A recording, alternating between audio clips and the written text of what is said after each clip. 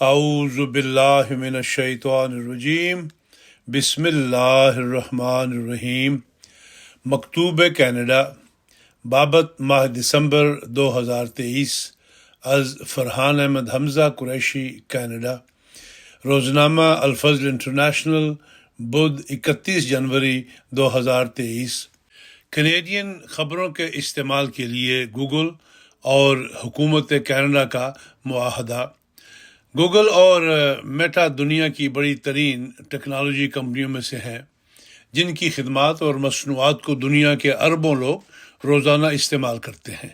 Meta, جس کی ذیلی کمپنیوں میں فیس بک اور انسٹاگرام شامل ہیں، اور گوگل دونوں ہی صارفین کو انٹرنیٹ پر خبریں مفت فراہم کرنے کا اہم ذریعہ ہیں۔ جہاں یہ کمپنیاں مفت خبریں مہیا کر کے اشتہارات اور دیگر ذرائع سے مالی فائدہ حاصل کرتی ہیں، وہاں اخبارات اور رسائل اور خبروں کے ناشران کو مالی نقصان پہنچتا ہے۔ ناشران کا کہنا ہے کہ مفت خبروں کی تقسیم کے ذریعے جو آمدنی ان کمپنیوں کو ملتی ہے، اس کے ایک حصہ کے وہ بھی حقدار ہیں، اور اس طرح گویا دنیا بھر میں ناشران اور ٹیکنالوجی کمپنیوں کے مابین ایک قسم کی جنگ جاری ہے۔ جون 2023 میں کینیڈا کی حکومت نے ایک نئے قانون بنام آن لائن نیوز ایکٹ کا اعلان کیا۔ اس کے تحت ٹیکنالوجی کی کمپنیوں کو مجبور کیا جائے گا کہ کینیڈا کے ناشران سے خبریں حاصل کرنے کے لیے قیمت ادا کریں۔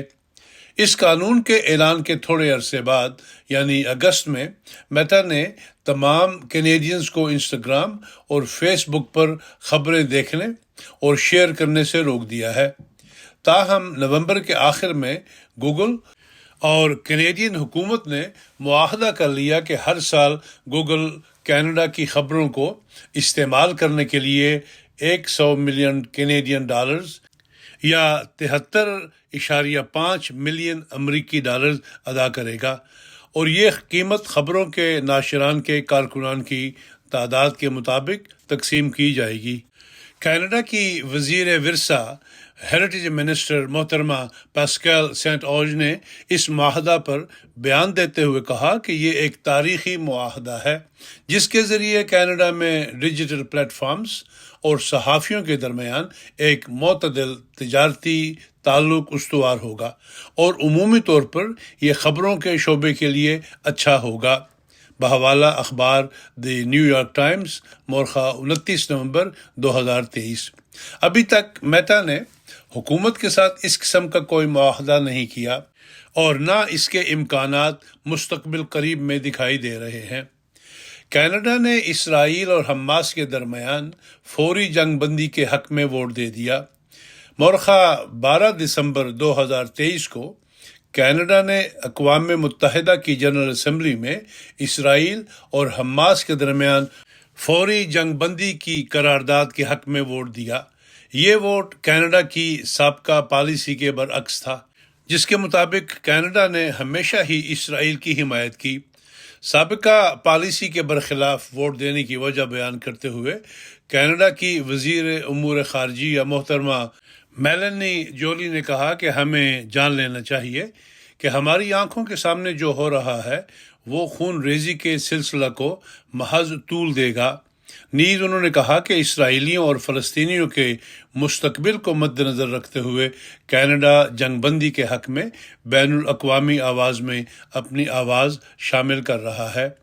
کینیڈا کے اسرائیلی اور یہودی امور کے مرکزی سینٹر فار اسرائیل اینڈ جوش افیئر نے اس ووٹ پر اپنے تنفر اور حیرت کا اظہار کیا، اور کہا کہ اس فیصلے سے کینیڈا میں یہودیوں کے خلاف مزید نفرت کے مظاہرے کیے جائیں گے۔ بحوالہ کینیڈین پریس مورخہ 13 دسمبر 2023۔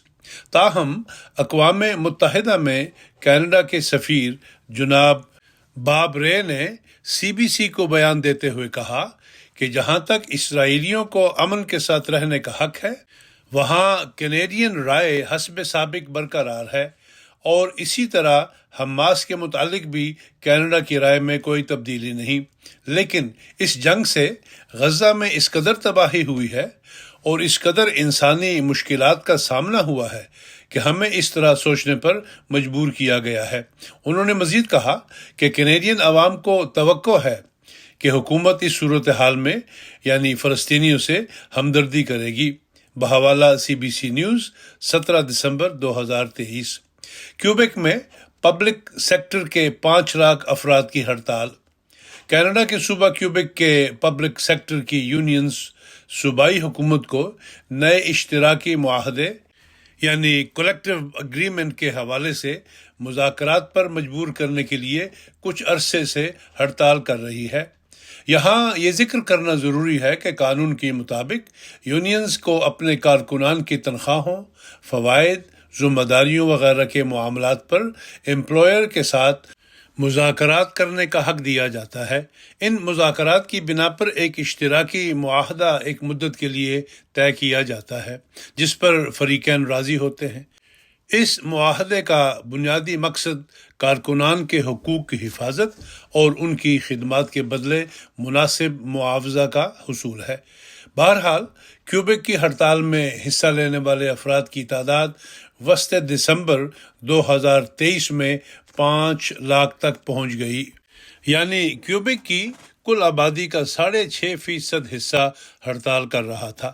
اس تعداد میں صحت سے منسلک کارکنوں یعنی ہیلتھ کیئر ورکرز کے علاوہ اساتذہ کی یونین بھی شامل ہے، جو 23 نومبر سے قریباً 800 اسکولوں کو بند کر کے موسم سرما کی تعطیلات سے 4 ہفتے پہلے سے ہڑتال کر رہی ہے۔ چنانچہ بچوں کی تعلیم متاثر ہونے کے ساتھ ساتھ ہسپتال کے عملہ کی غیر موجودگی کے باعث بعض طبی علاج اور معائنے بھی نہیں ہو پا رہے۔ دسمبر کے آخر میں صوبائی حکومت اور کیوبیک کی یونینز کے درمیان تنخواہوں اور کام کے حالات پر معاہدے طے کیے گئے اور آئندہ دنوں میں یہ معاہدے متعلقہ کارکنان کے سامنے رکھے جائیں گے تاکہ اس پر فیصلہ کیا جا سکے۔ اس طرح بظاہر آنے والے ہفتوں میں یہ ہڑتال، جو کینیڈا کی تاریخ میں سب سے بڑی ہڑتالوں میں شمار کی گئی ہے، ختم ہوتی نظر آ رہی ہے۔